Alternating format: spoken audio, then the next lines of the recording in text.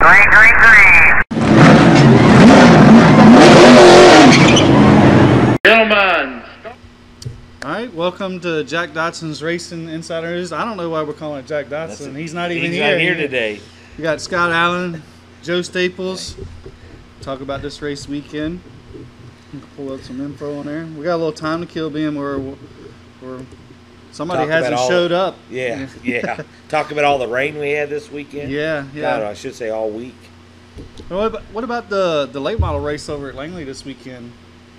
I mean, was people surprised to see Danny Edwards pretty much dominated both races? He won both races, yes.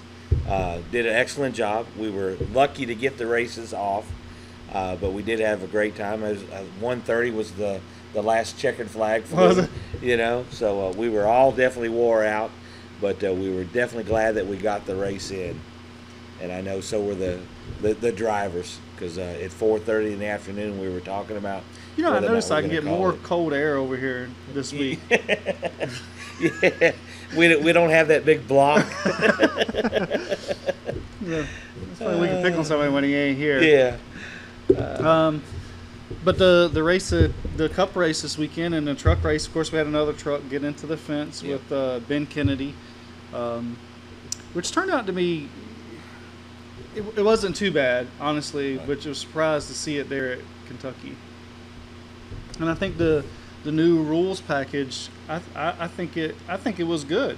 It was, from what I hear, because I did not get to watch the race yet, but it was some exciting racing. I was definitely wondering how it was going to affect, since they didn't get to test.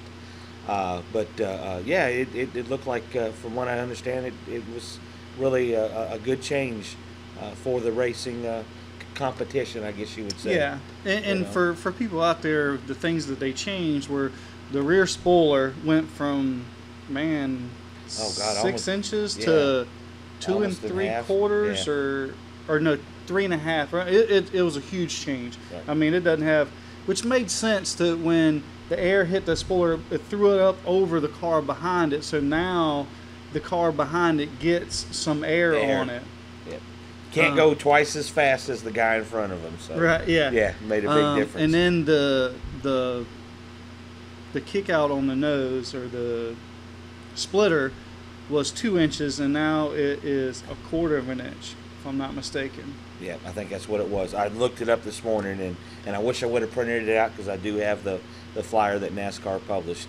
So it just has a lot less downforce, which to me makes them harder to drive. Right. Which to me, I will totally agree that it makes it fun for the fan. I mean, it's not as fun as a driver. Although I would rather have it that way, because then you sort of separate people can hang on to a car and who can't hang on to a car. Yeah. When you got a bunch of downforce, it makes it easier for people to drive.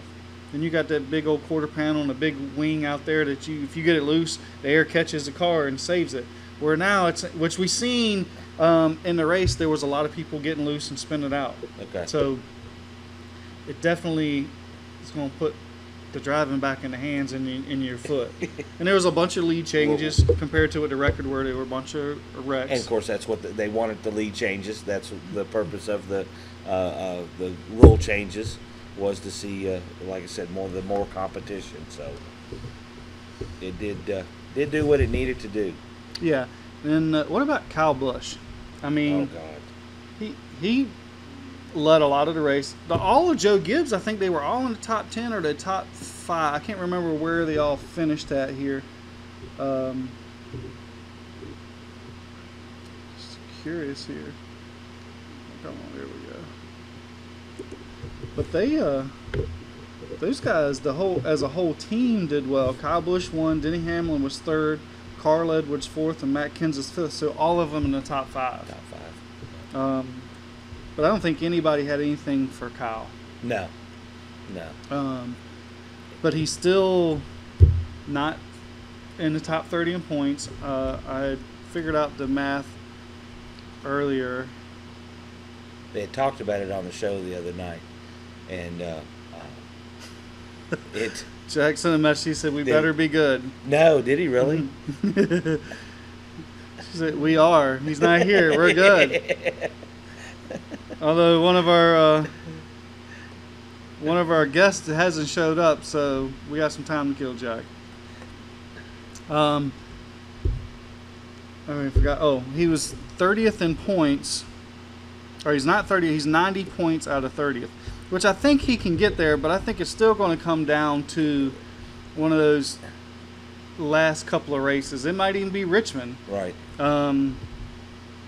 because it's not that easy. So Kyle Busch, he's 35th in points, and he's 87 points out of the top 30. I mean, 87 points is a lot. That's 2 races. Oh, yeah. That's not quite 2 whole races. Because I think It's going to be a tough a race is 46 points. 45 or 46. Okay. Because it's 43 points, and then you get 3 bonus points for winning a race Right. and leading the lap and all this type of thing. So I think it's 46 is the max you can get. Well, actually, see right here, 48 points. I'm sorry. For winning a race, he probably led. That's 5 bonus points. So you get for leading the most laps, leading a lap. It's going to be a tough road for him, It is. but he can definitely do it. He is. Yeah, he led 163 laps. Ouch. And we got 8 races left to the Chase cutoff, I believe it is. I think it was 9 last week, and after this week, I think it's 8. That sounds about right. It's 8. So I think it's going to be it's doable as long as he doesn't have any big trouble. Because Right. one big wreck really puts him behind. Because like I said, we're how many?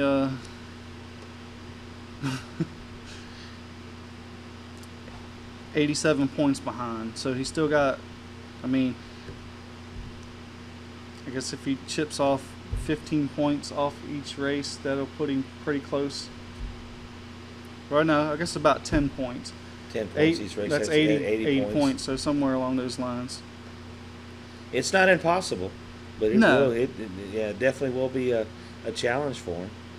But he's actually made some good headway since he came back. He So, has, and he said he's know. not 100%, Right. which I'm sure he feels comfortable more in the car than he does walking around and so Right. forth on his legs. Clayton's got a question. He says, "We look happier sitting on the side with no jack."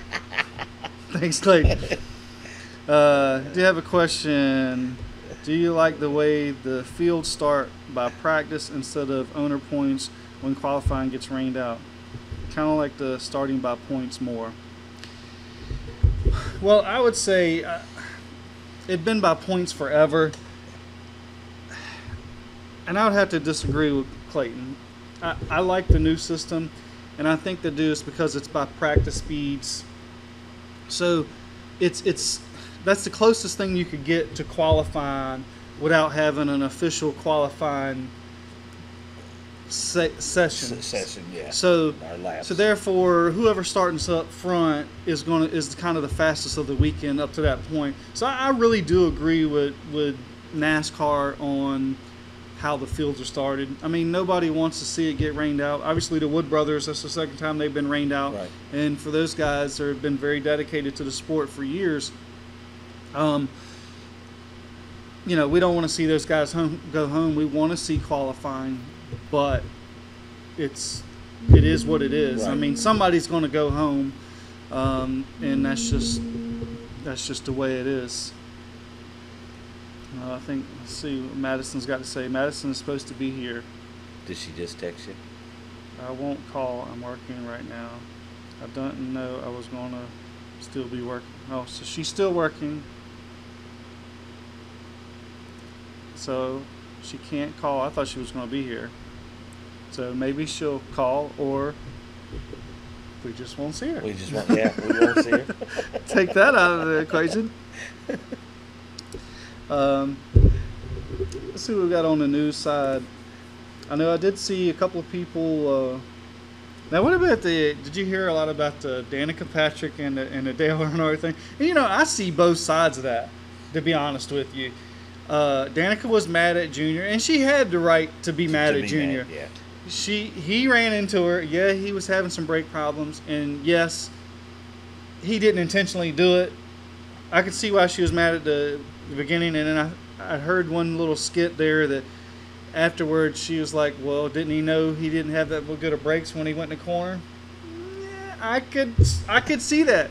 And Junior kind of blew her off, which I like to see those things though. I like Junior because Junior hasn't always talked with confidence, and he's the last couple of years he's talked with confidence. Yeah, he's been doing better with that. Yeah, better. so with the whole Danica Patrick thing, he's just like, hey, whatever, get over it, and I love that. I love that. But it was fun, and it was, hey man, all those things are great for TV. Right. It ain't. It's not. That's what put it on the map. It's not fun to be a competitor and get your car tore up. It's not fun to wreck somebody. But on the fan side of it, it's greatly. I love it. Yeah. Is that why you wreck so much? Well, no, not really. Sometimes you just can't help it. Yeah, I know. But it's good for the fans. They Right. they love it. Yep. And it was kind of funny once we had Johnny Rockets up there, and I'd come off the racetrack, and the few years prior to that, we didn't have any sponsorship, we didn't have any money, so I took extra care of the car. I made sure we didn't tear it up, I made sure we didn't scratch it, and I finished a lot better that way. But once we got a little money, I'm like, hey, we got some stuff, we can buy some stuff now. So if such and how did such you finish after that? Not nearly as good. And I can't think of his name up at Johnny Rockets. He was like, you have a reputation, don't you? And I was like, really, me? Because I'm usually the nice guy. He's like, no, dude, I can give you. And he loved it. Right. And he's like, no, you're kind of aggressive. I'm like, I didn't know that. He's like, you hear people and they're like, oh look, here comes that 29. Here you watching. Hey. But if it's for the fans, I don't mind being the bad guy if it's fun for the fans. I don't really care. I'm not there going to wear any No. I sleep just fine at night. I'm not going to win a championship. I may win a few races. Right. I'm there to have a good time. Yeah, and that's probably the most important thing right there. Absolutely. Because if we're not having fun, I'm not going to the racetrack. Yeah. And that's some of the reason why I've taken a little break. But we'll go back because I hugely miss being at the racetrack. So the rule changes for the Cup cars, I think, was a big positive. Mm-hmm. Josh Wise is leaving the 98 team. I don't know what's going on there. They had a big disagreement, so they sort of like parted ways and don't see eye to eye. So that was a big thing. Brandon gone. He's not coming back to the 62. Looks like Reed Sorensen is going to take that ride. Yeah, I know he ran it this weekend, and I think that's who they're going to have going forward, I believe. Don't hold me to that. Might be a good match. I think so. Brandon is in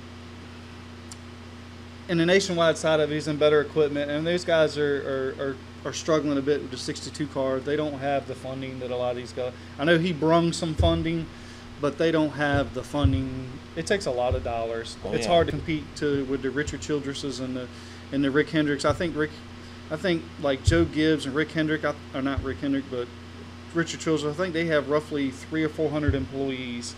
Hendrick, I think, has roughly about 500 employees. Yeah, about 500, I think it was the other day. So it's hard to have 8 or 10 guys and compete against that. You just can't do it. When those guys have a full-on engineering staff that's far none. And it's funny how some of those get information. I probably shouldn't say how they walk around and take pictures of other people's car and see what the competition's doing. But that and there was actually an article about that a few years ago. I want to say about 5 or 6 years ago, about teams that would get certain people hot passes, and they would dress up as fans with cameras and go around and take pictures of all the competitors' cars and seeing the data when they got back to the garage. Yeah, absolutely. So that actually goes on a lot. Oh yeah, I know that firsthand. And you can really see that happening. I mean, as competitive as it's gotten. Oh yeah, you definitely got to see what everybody else is doing. Right? Oh yeah.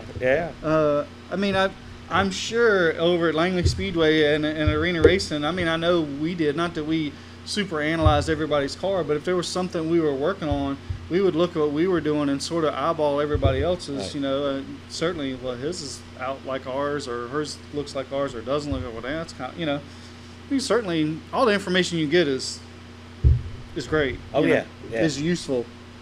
Might not work, but you know what? You gotta try something. Absolutely.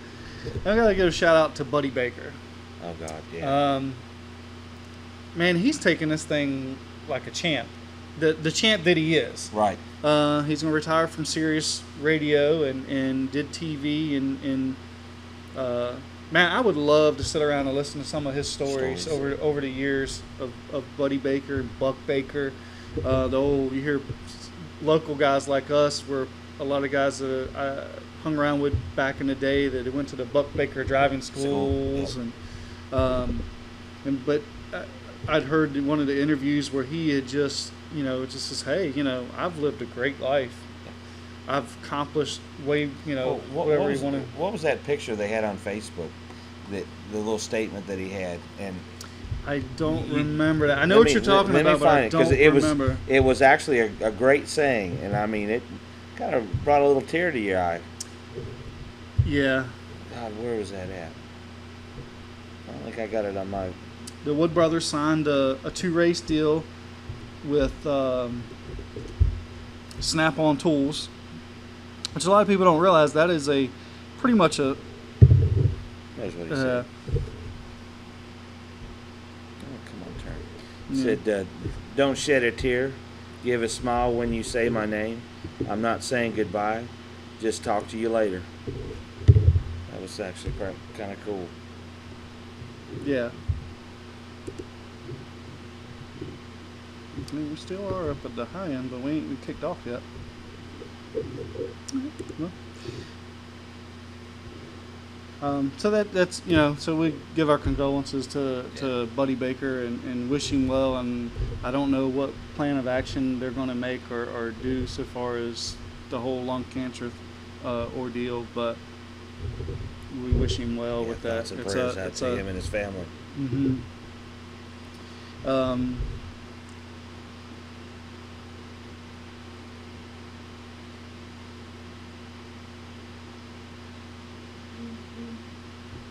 Any other good news out there?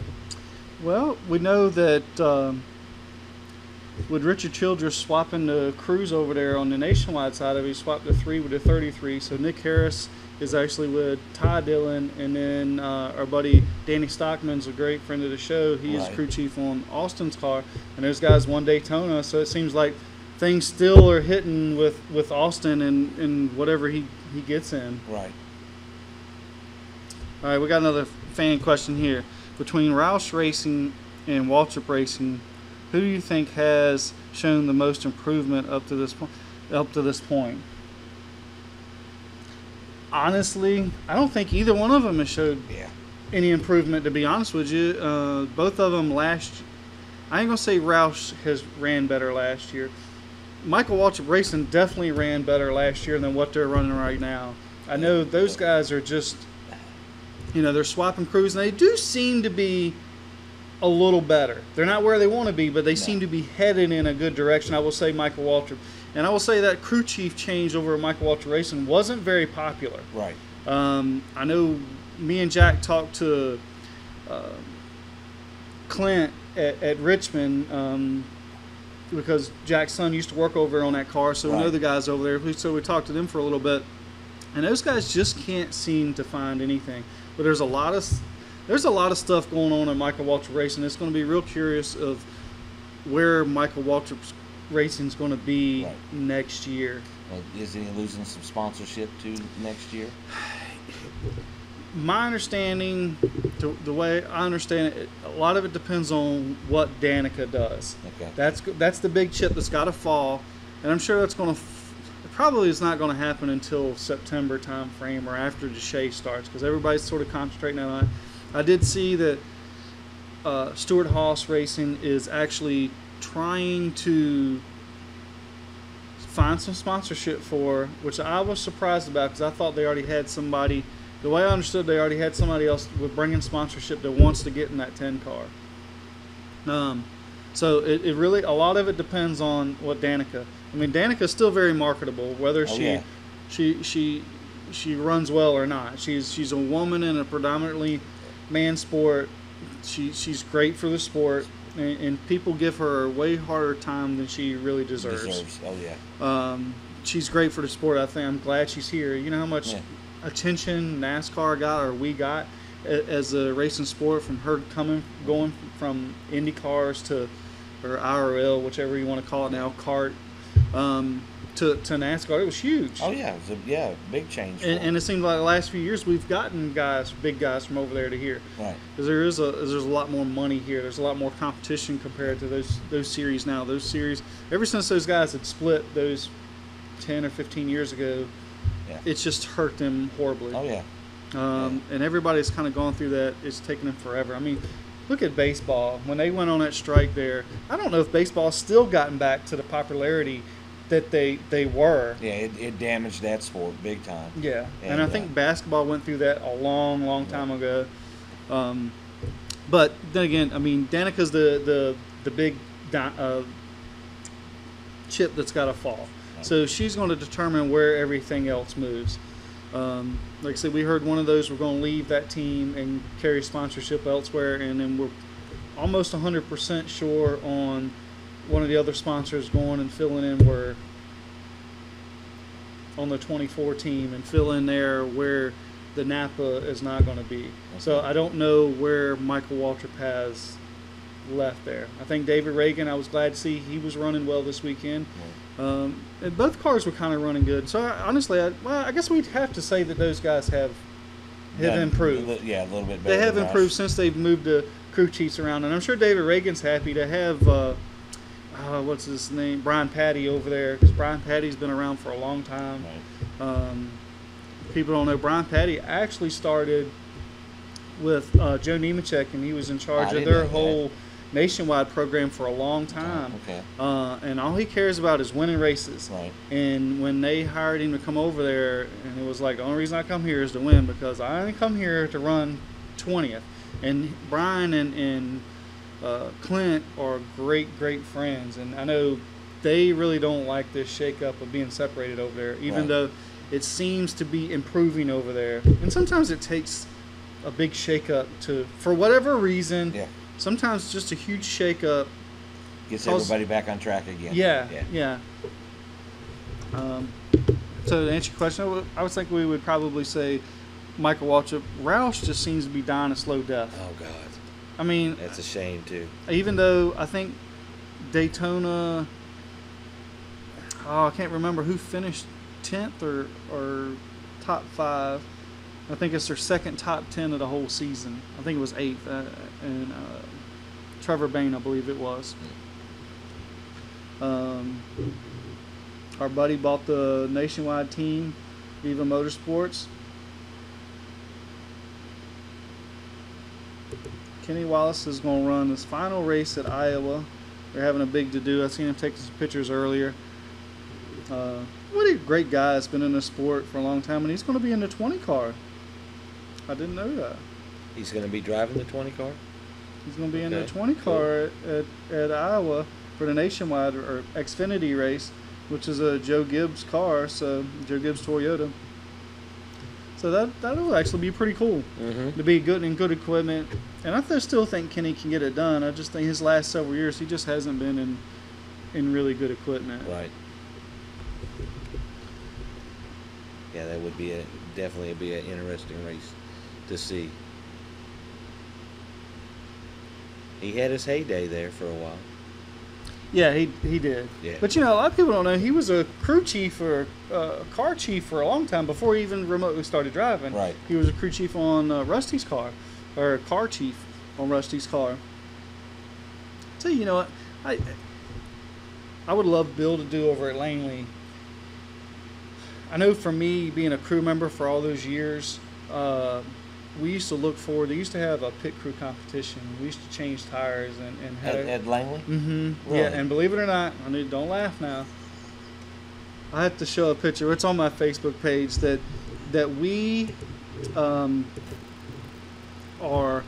Or I am me and our team, number 7 team, are because they had it the last year. We did it 2 years. We finished third the first year, and we won it the second year, and we are the last winning tire changers or pit crew competition over at Langley Speedway back in 1995. 95?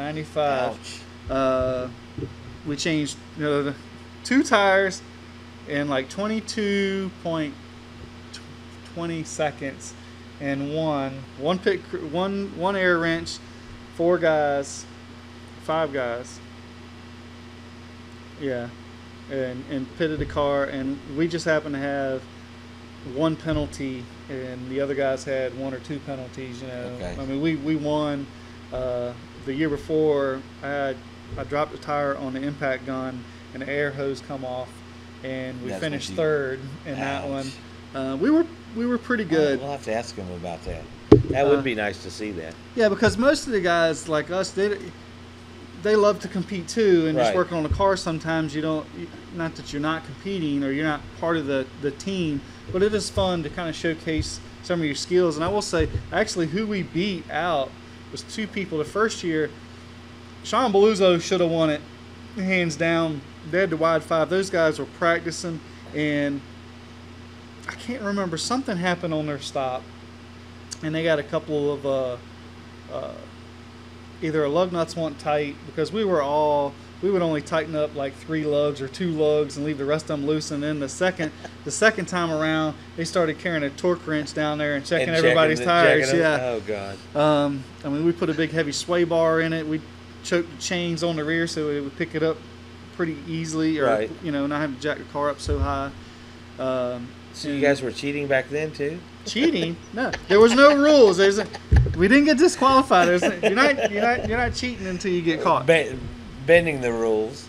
We were. Oh, God. Hey, I tell you, just like Tony Stewart, Kevin Harvick has a go-kart track at his house. Well, it's actually in his neighbor's house because his wife wouldn't let him have it at his house. So he built a go-kart track at his neighbor's house, and they used to have some competition racing over there, and that's actually how.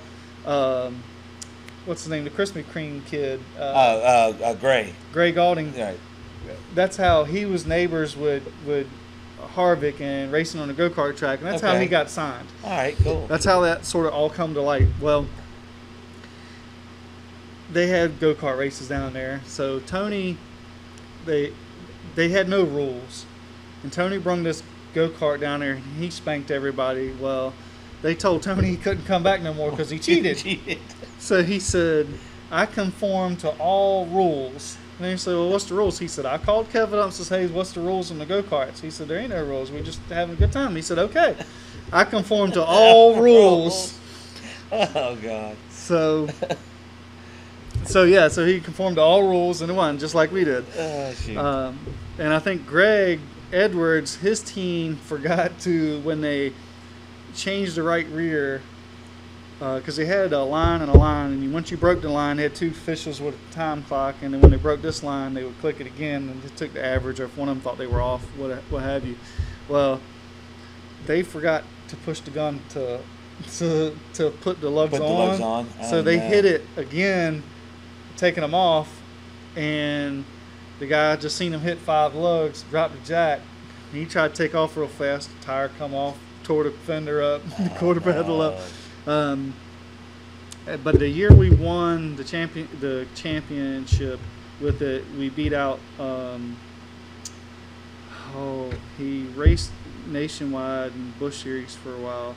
Ashton Lewis Jr. His dad owns Bill Lewis Chevrolet and several dealerships. He's running the first team dealerships over in Hampton now. We beat his team out. Just by a very little bit. We both got a penalty, but we were just a little bit faster. And it doesn't take very much, but you think it's hard to believe that we changed 2 tires in 22 seconds, 1 impact wrench, when these guys today are changing 4 tires, 18 gallons of gas in 13 and a half, 14 seconds. Yeah. Some a little bit more, but average, those good guys are 13 and a half, 14 seconds. That is insane. That's just enough time to drop the fuel. I mean, Of course, the technology is definitely changed to benefit that. So yeah, because there was a big thing there.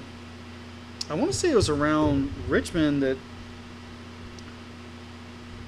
Oh, there was one of the crew members from Michael Waltrip Racing had gotten hurt and then fired, and he had kept a impact wrench from the team and then sold that information to one of the other teams. These guys are spending huge amounts of money, on these pit guns, but apparently Michael Waltrip Racing are designing their own guns, and they're going to patent.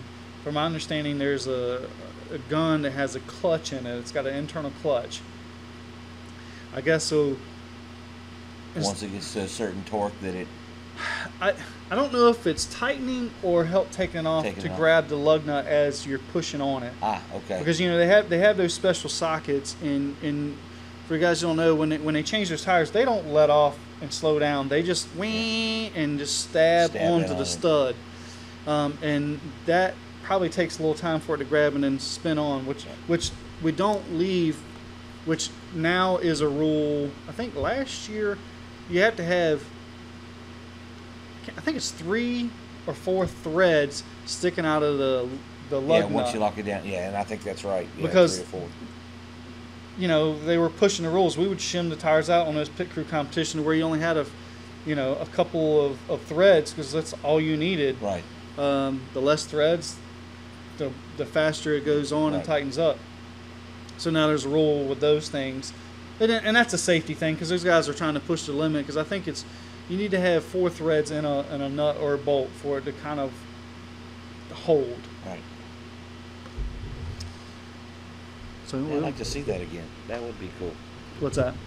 Have the competition out there at Atlanta. I think it would be. When did you guys do it? You do it before the race, or like halftime or something like that? We had like an intermission in the middle of the race procedures, and we did it. And it was like, it wasn't just one night. It was like 3 or 4 nights. Okay. So we would have, like, everybody would do it one night, and then it would be cut down in half. And then you would, I think it was 3 nights on average. So we'd have everybody, and would cut down to like 10, and then go down to 5 or 8 and 4 or something like that. Okay. And then the last, it's just between those 3 or 4 guys that are left.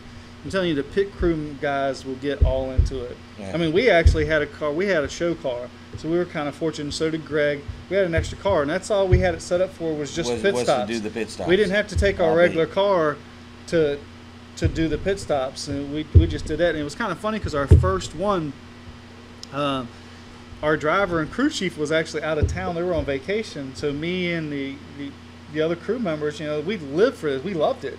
So we did it, and we had one of the other drivers, Mitch Sarvis, that owns Mitch Brakes and Mufflers, been in late models off and on for years. He drove the car, and we just showed up that night just to do the pit stop, and it was kind of funny because our driver, he come back, he's like, really, we didn't think y'all'd make it past that. And we, after that, he went and bought some special sockets that we ended up not using, and we did use for practice because he had bought these. He was at some show, and they had the lug nuts that were on a spring, and you didn't have to glue them on the wheels. Okay. And that was good for us practicing because we didn't have to glue a bunch of wheels up. We could just keep using those things up. Yeah, we started practicing in the shop, and cool. It was fun. We totally enjoyed it. Of course, I guess with the time span that you've got to try to get the race in now, probably makes it a little bit difficult to be able to put on that show. The first night or so would be because you'd have so many guys doing it. Yeah. I mean, it'd you'd actually probably have to be need just a night by itself just for the competition almost. It didn't take that long because not everybody competed. Okay. Not all the teams did. I mean, I don't know how many guys we had. At least 15. I think at the end, the last night we had 3 guys competing. I can't remember all of those. No, we beat Ashton Lewis out. I don't know who the other one. It might. The first year, I know Greg didn't make it because the lug nut ordeal. I mean, we're having 22 to 23 late models showing up for races now, so that's a lot of pit crews to participate. Yeah, but how many of them will have enough people to do it? So not all of them will will think they have a shot at doing it and doing Right. it. All the big guys will certainly do Right. it. And some of the big guys back then didn't do it. And like Chip Hudson was a big time Langley Speedway competitor back then. And they didn't compete on it. Actually, we used the second year because we got rid of one guy and we picked up called Fast Freddy. He was a big old guy. He was like Big Show, maybe Okay. not quite as tall. Right. But I'm going to tell you, homeboy could run around a car with a jack.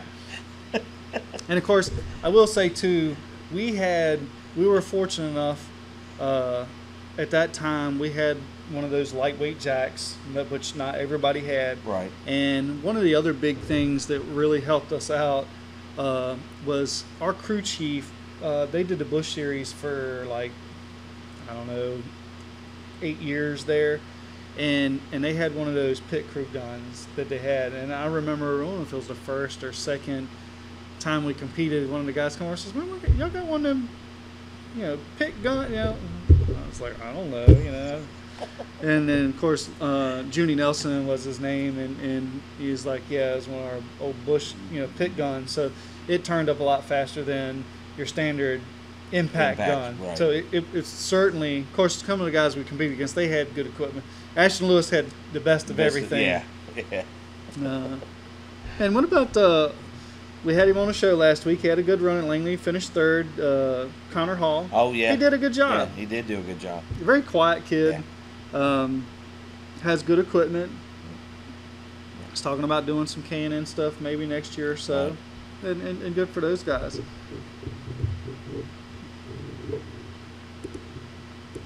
Man, Jack, when is HC supposed to be calling in at 7:30? He's going to be late, and then maybe Sean Beluso. Sean will be funny. We got some questions here. Yeah. We're going to ask. We're gonna ask Sean those questions. No, we'll pick a few. I figure we got to get 5 questions. Well, both of them had to.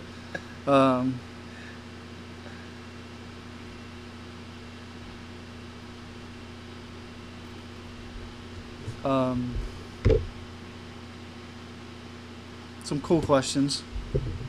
Sean will be funny. Sean can be kind of funny. Sean's been around a long time. Oh God, yes, he has. Yeah. I remember years ago, we were one of the, and he used to have like his team was kind of the bad news bears of late model racing. I love his trailer that he pulls up in. Oh yeah, that's kind of like his trademark. Yeah. He's always had that open, long, closed-in type trailer from way back in the day. Yeah. One of these guys got hurt pretty good. Sliced his back open out at Langley. Man, 93, 94. And he had a bunch of young guys, and that's when they really started pushing us to make sure we had jack stands under the car when we were working on them. Right. But what happened is he got in an accident. As it seemed like there at that time, it was us and him and Buddy Dozier and a couple of Mike Carner. We're always in a wreck every week, it seemed like. But they tore the car up, and the guy was working under the, I can't remember if it was the right front or the right rear, and on the other side of the car they were beating on it with a sledgehammer and knocked it off the jack, and the quarter panel caught the boy in the back and just sliced him open down his back. Yeah.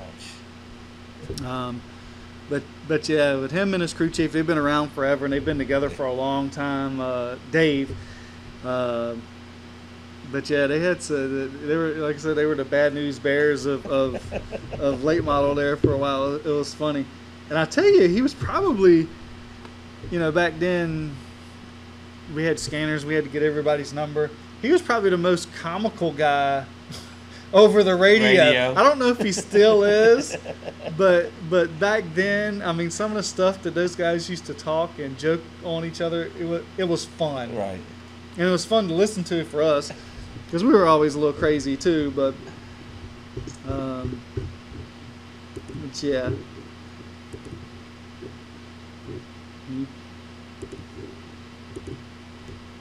You probably wouldn't even recognize me in this. Let's see if I can find this. If I can post it.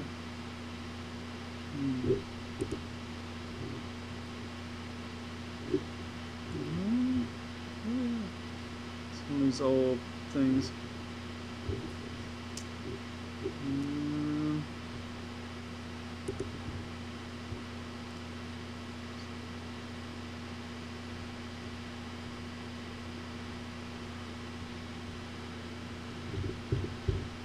I have to find my pit crew competition picture in here somewhere. Oh, you know, I might have made it my profile picture one time.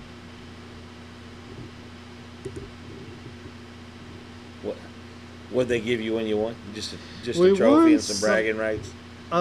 Bragging rights. Oh, here it is.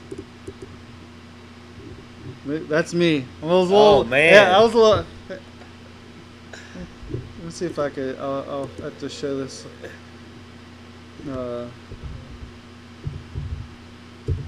No, y'all I hope Jack's not driving and watching this when his picture pops up.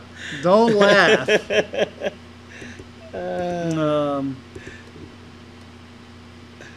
see here. Let me add this picture. When was this one? 1995. That was the 95? Yeah, that's last the year. one. We won the. Where did we go? Oh, here we go. Yeah.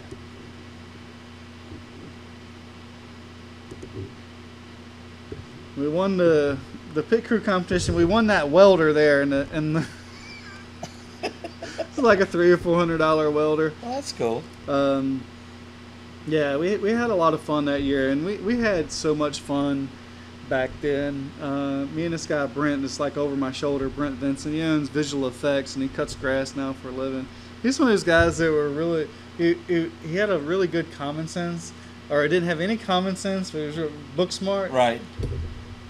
We laughed and joked each other so much. It was literally every weekend, and it was kind of like me and Jack. We had people they would ask the drivers, like, "Man, does those guys ever get along?" And they're like, "What do you mean?" They're like best friends, you know. And we had the other guys on the other side is members of Ichiban Racing. That was the name of her team. Kathy Mosier, back in the day, which was Barry's girlfriend, who I worked for, and this was his team. Okay. He owned Barry's Performance and Imports, and his girlfriend raced mini stocks there with Tanya Miller. That was a big draw back then because you had girl against girl beating each other in the mini stocks. There was a huge draw, and that was her team, Larry and Bobby there, and then Fast Freddy is in the back. I don't know if I can. And where were you guys racing back then? The modifieds? No, we're late model. It was late model. Mm-hmm. Okay. Yeah, we actually didn't do that well over at Langley. We did better if we went out of town. Their driver loved to drive the car in the corner too hard. Right. I mean, you couldn't back him down. I'm like, dude, it's not going to turn left when you drive it in 2 car lengths further than the car should go. You know. Now, when we actually excelled when we went to some of the bigger tracks.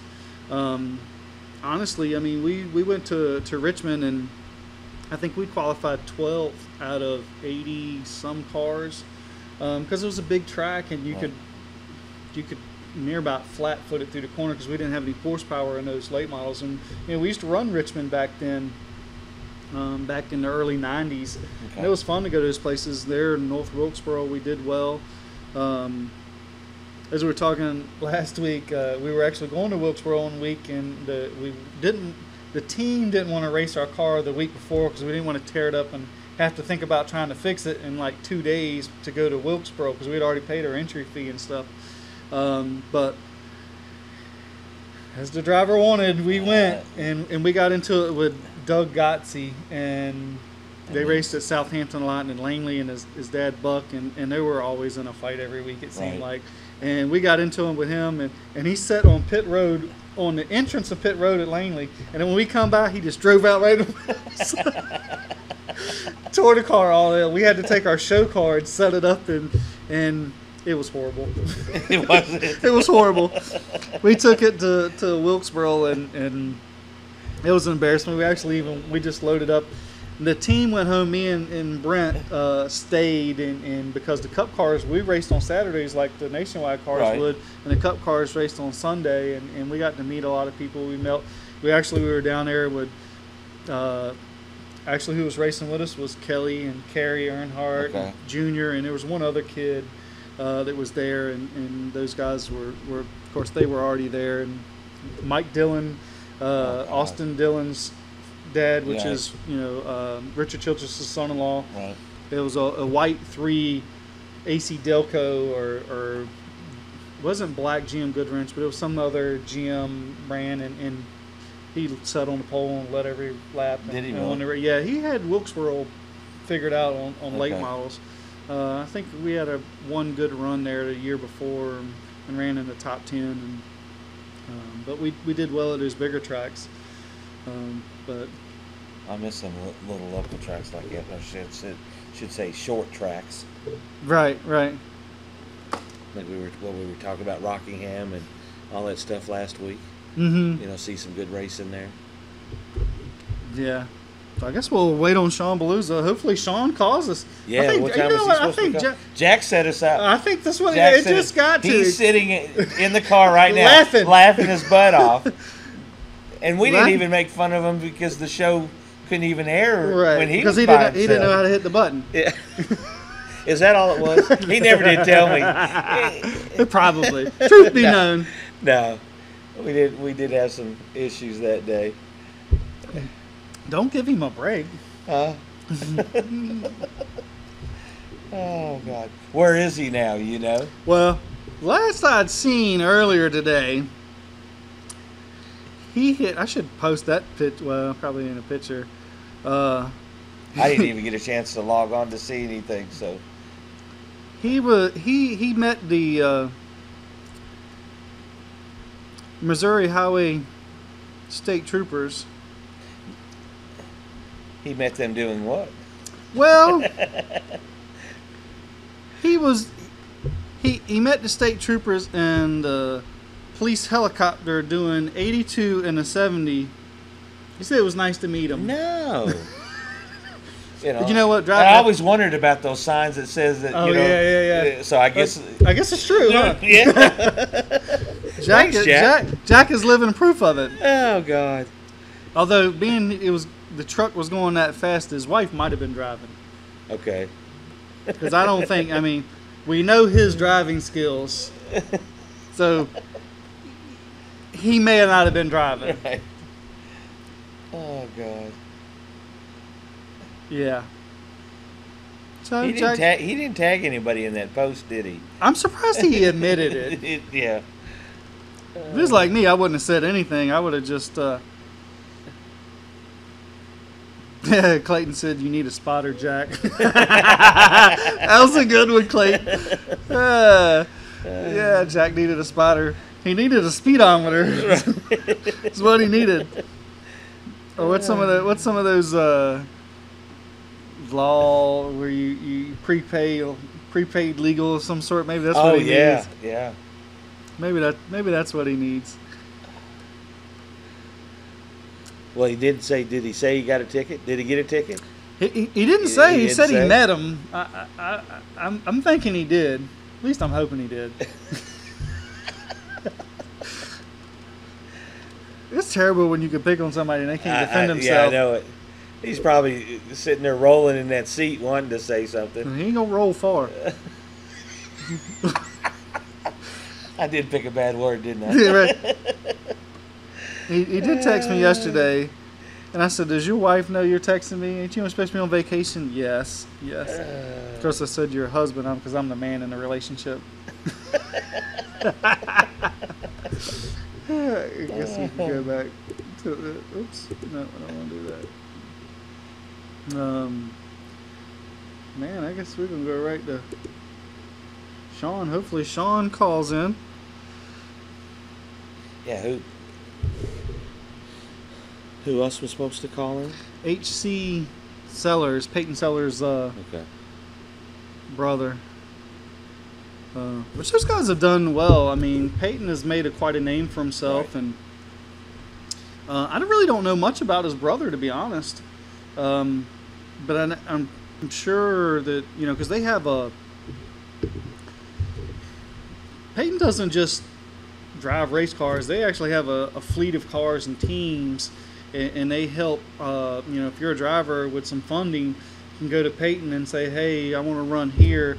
and you'll be in good equipment and good stuff. And I mean, obviously, Peyton's running really well. I'm sure. I would love to see the entry list for Langley next week for the Hampton Heat, because we're supposed to have about 40 cars are supposed to show up. I do know that. Man, yeah. I had to get with Bill this weekend and ask him about maybe an entry list, because I'm sure Peyton Sellers is going to be there. I'm sure Dale Jr.'s 2 drivers are going to be there. I mean, the list is going to go on, and you're going to have a lot of big names come from everywhere to come to Langley for it, because it's a prize jewel to win the Hampton Heat. I know Falk's coming just to run. CE Falk's coming just to run the Hampton Heat. I don't think he's going. I think the other week he was there practicing, if I'm not mistaken. That I can't confirm. Yeah, I'm not 100% sure. Yeah. But somebody was there just a week or two ago practicing for the Hampton Heat, not for anything else. I don't know where Greg is at, because they tore their primary car up, and I see this weekend watching on Fan Choice TV. If you want to watch Langley Speedway, if you can't come to the track, you can certainly watch it on there, and you can listen to the PA there. So it's great to know what's going on. He's still running his backup car, which doesn't seem to be up to snuff. So I'm sure they're going to do everything they can do to get the new car back and get it back together for the Hampton Heat. And I'm sure he'll be over there burning some tires up Thursday and Friday next week. Well, Friday, I think, when practice starts. And so they're having a practice day Friday prior to the Hampton Heat. I'd imagine when you got that many cars, you can't let all them guys out on the track at once. Yeah. Probably 15, 20. It's going to be my first one. So you'll be there all day? I'll be there all day Friday and all day Saturday. So it's going to be a great show. I'm going to be there. Oh, yeah. I know, man. I mean, they had so many people show up for that race last year, not just the competitors. And I love that Bill Mullis started everybody. Right. He didn't turn nobody away. And I commend him for that, because I can remember years ago that, man, I think we had 26 or 28 cars or something along those for a big 200 or 200, because we used to run a lot of 200, 250 laps. Shortest race we ran was 100 laps. Most of them were 100, 150, 200. We had 250 race every year, and there was like 3 people. They sent them away, and I was like, obviously there's room for more cars here. Right. We could fit them, and I commend Bill for really. I don't know how many cars ran last year, but it was a lot. I mean, it was a lot. I want to say when they were coming off of 4, the tail end of the field was just going into 1. I mean, it was they had 3/4 of the track full of cars.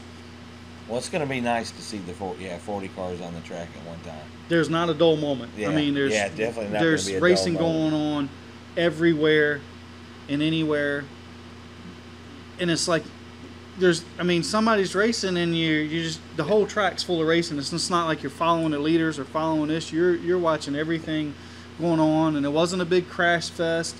It was some really good hard racing. I mean, people were parking down at the 7-Eleven down the street. Ouch. I mean, they were coming through the pits asking us, "Is your car's parked out in the parking lot?" Yeah, bring it in the pits. And any other time, you can't even bring no car in there. Right.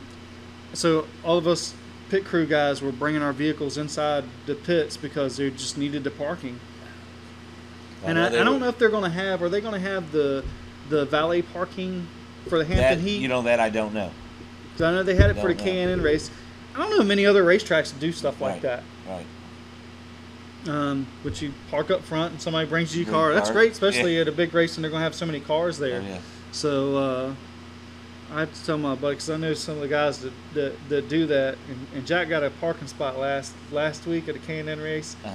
Because of course, everybody knows everybody over at Langley when you're over at the racetrack. And my buddy Jordan, I pulled up there. I said, "What are you doing?" He said, "Doing the valet parking." I said, "Is that what this is over here?" He's like, "Yeah." He said, "But I'll let you park over there." So then when I seen Jack, I said, "Where'd you park at?" He said, "I parked up front." I pulled up, talked to the guy, told him where I was at. Told him I was friends with you, and he let me park way up here. I'm like, damn, I'm gonna tell him next time. Tell him to make you park over there by the thing. Oh shoot! I didn't even know they had the valet parking. Yeah, they had like 3 or 4 guys and a couple golf carts, and Oh, that's cool. In the beginning, they had the middle section there for all the K&N people coming in and out. Right. And then at a certain time, they turned it off where they had valet parking. They had people parking your cars for you. Which, I mean, it's what the sport has kind of evolved to. Right. So I think it's great. I don't know of any other racetrack that does that. I don't know of many other racetracks that you can go and get good seafood in the concession stand. And you know, I will say the food for fast food at Langley Speedway, it's good. I mean, it really is good food. I still have not, and I keep wanting to. I keep getting chicken tenders or barbecue. I mean, the chicken tenders are to die for, man. Yeah, you know? and they got. I love the barbecue sauce. Right. I'm drawing a blank on the name of the barbecue sauce. Oh, it's not the Cattleman, is it? No, it's not Cattleman. What is it? Sweet Baby Ray's. Yeah, Sweet Baby Ray's. Yeah. The dirty fries that everybody talks about, and I have yet to get it. And it's French fries with barbecue and then cheese. And I don't know if they. And I don't think they put barbecue sauce on it because you get that separate. So cheese, barbecue sauce, or barbecue, and French fries. It's called dirty fries, and everybody loves them there. But I have yet to try it. Yeah. But it sounds pretty good. I would have never thought about it, but it sounds pretty good. I've seen them carrying it around, but I haven't had a chance to try it. But you can get a shrimp basket. I don't know if it's scallops or not. I can't remember. I believe they do have scallops. Yeah. And of course, that all comes from B&C Seafood, which is Bill. So. Right, Bill and his brother. So. And it's not outrageously expensive. No. You know, you expect to pay more at a sporting event. Right. But it's pretty reasonable compared to going to the Hampton Coliseum or the Richmond Coliseum or the Norfolk Scope. Oh, yeah. Where I mean, you're going to pay $10, $15 for a meal, you know? Yeah, I mean, I got to, Johnny Rockets fed us for free at the Richmond Coliseum, but I mean, a burger was $10 or $12. A hot dog was $5 or $6. I thank goodness I could go up there and get something for free. Well, the chicken tenders I think were $5 for tenders and fries. Something like that. I think you can't beat that. No, I mean that's about just a little bit more than you would. Then again, I don't know. I think you can't hardly go to McDonald's now and eat for $10, less than $10. Yeah. I mean, a few people have those $5 boxes. $8 or $9 is normally what a fast food costs you now. Now, do you get sweet tea when you go up there to concessions? I can't get the sweet tea. Oh, that's right. I can't do the sweet tea. I miss that. But I tell you what I do. I'm a big sweet tea drinker. Right. But instead of going there and buying a cup, because I'll down that in no time, it's not that much more to get a half gallon. You know what? I did see people carrying around the other day. If you ever see me walking around, you can get a cup of ice is free, and you get a half gallon of whatever. Jack actually started doing that, and he gets the lemonade. Sweet guys like lemonade. Right. Yeah. So he got the lemonade. Oh man, we're almost up on the hour, aren't we? Yeah, we are, ain't we? Yeah, Jack has not responded at all. Did he turn us off and didn't want to hear it because he knew we were going to do a good job or something? Probably. That's when we probably sign a big sponsor. But it worked. Yes. We gotta thank our sponsor Pepsi for our drinks. I'm a big Mountain Dew guy. And Langley Speedway. Miles of Seamless Gutter. We got some stuff. We got our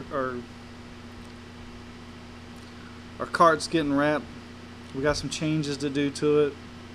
On the cart? Mm-hmm. So we're Jerry retired your old cart. Huh? He retired the cart. Who? Jerry did. Gary. Yeah, Gary. I'm sorry. Why did I call him Jerry? Gary retired the cart. Oh yeah, because we figured out he had been it. He hit somebody in the left front, but he's got another good cart. He's bought another cart last week, and his son's going to be. I guess they're going to be practicing next week. Him and his son are going to both be racing. Mm-hmm. Well, that'd be cool. I can't. For some reason. Well, I guess we could just pretty much call it a night. It was a great show. We had a good time. We had a good time. It was cool. It was cool. We didn't have something blocking all the air. We did miss you, Jack. Well, speak for yourself. Speak for yourself. But we'll say that it was a good show. Thanks for all the Jack lining up the great people we had calling in. Yeah, appreciate it, Jack. Thumbs up, buddy. He's gonna be so happy. I knew it's all him. It's all him. I knew something wouldn't be right when I'm not there. Although it was in question when you called me earlier and I was sitting here with no internet. Oh yeah. I can't even run my business. I can't look up parts. I can't bring my program that's right. up. I forgot about all that. Because it's not completely internet based, but it half of it is. So right. I couldn't even pull up customers' cars or. Oh no. So when I was sitting here earlier with no internet, I was certainly thinking, maybe it's just not meant to be for me and Jack not to do the show together. Oh, God. Well, we had a great time. Thanks for watching. And I thank Pepsi, Langley Speedway, Miles of Seamless Gutter, Jack for not being here and giving us great guests we had this week. So Sean Beluzzo, HC Sellers in Madison, my wing champ teammate. I thought we could at least pick on her. I know it. She gets mad easy though. Does she? Oh yeah. All right, guys. Well, I guess we'll see you guys next week. We'll be here. We'll probably have some guests next week because Jack, if he survives, if the police let him go. Yes, if he doesn't get locked up down in, because I guess he's headed to Florida after he leaves Missouri, right? Or going down that route. I forget. I don't know, to be honest with you. Well, I know he's going to see Cy and all them down there. Oh, Louisiana way. Yeah, he's going down to Louisiana, and then he said something about to Duck Dynasty country. Duck Dynasty country. He'll fit right in there. Yes, he will. No, he's got too many teeth. You're gonna pay for that one one day. Stand in line with the rest of them. Stand in line with the rest of them.